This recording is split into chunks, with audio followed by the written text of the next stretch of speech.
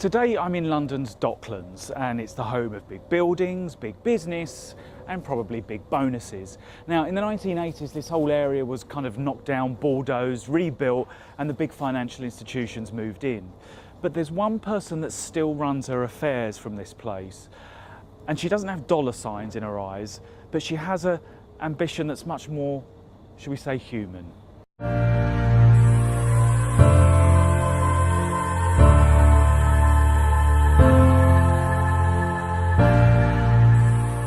Let me introduce Julie Newman. And looking at her now, you might say she's enjoying a quieter period of her life, spending time by the riverside in what must be London's smallest art studio.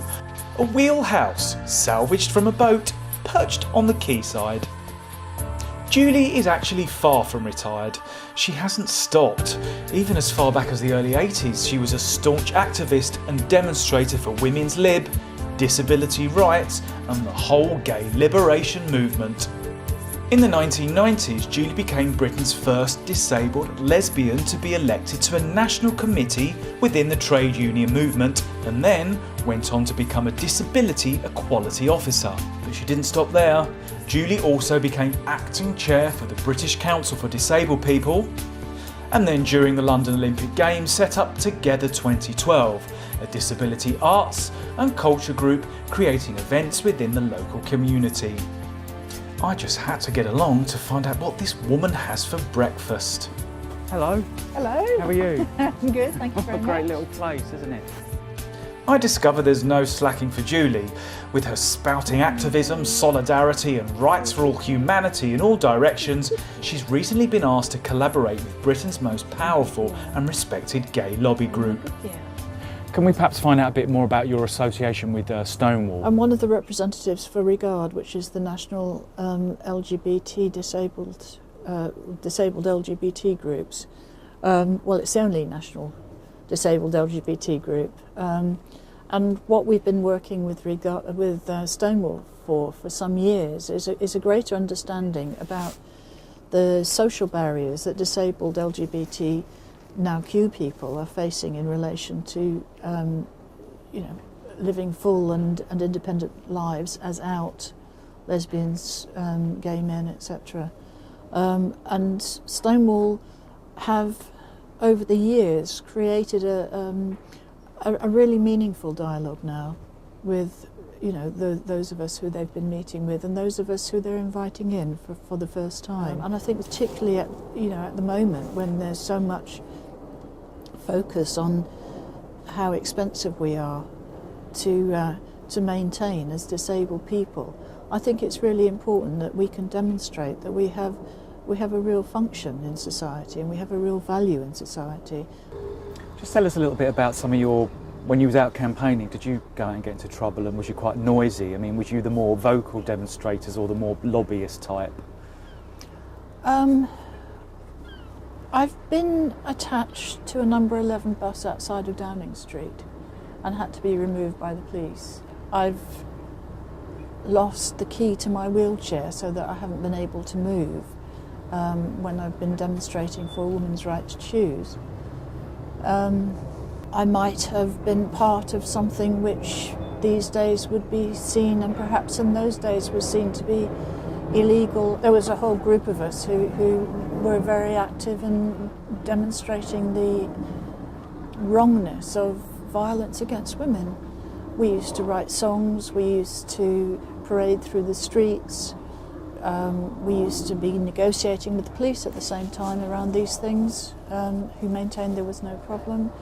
We set up rape crisis centres, we set up helplines. I think anybody who was active politically in the 80s and 90s is probably well experienced in being a street activist and being a lobbyist as well, simply because there wasn't anybody else to do it at that time.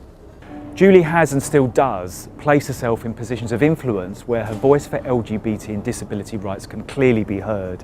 But it hasn't always been an easy ride. In fact, it was in her teenage years where Julie perhaps faced one of the most troubling and difficult periods of her life.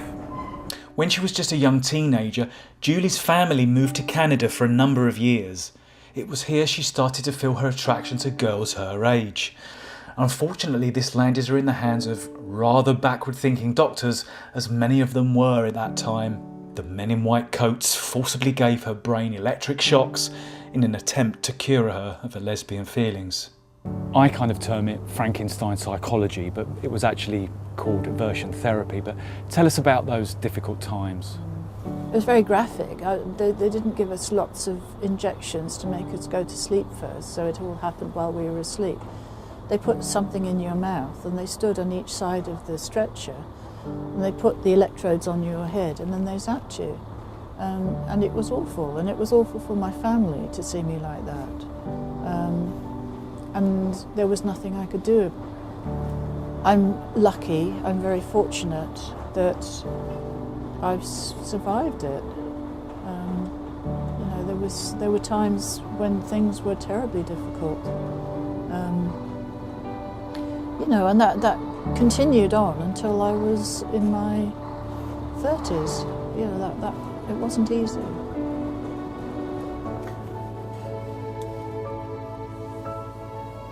All the work you're doing, Julie, surely this must be the place where you come and wind down.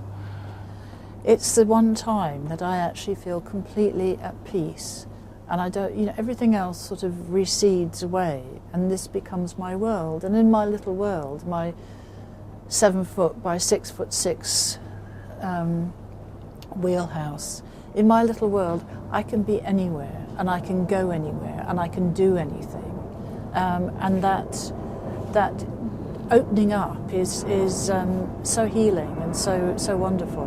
Many of us are lucky enough to live in tolerant and accepting societies. But human rights just didn't appear out of thin air. And you don't pull legislation out of Christmas crackers. Things like that have to be conceived, fought for and won by people like Julie Newman. Max Barber, Pink 60+, in London's Docklands.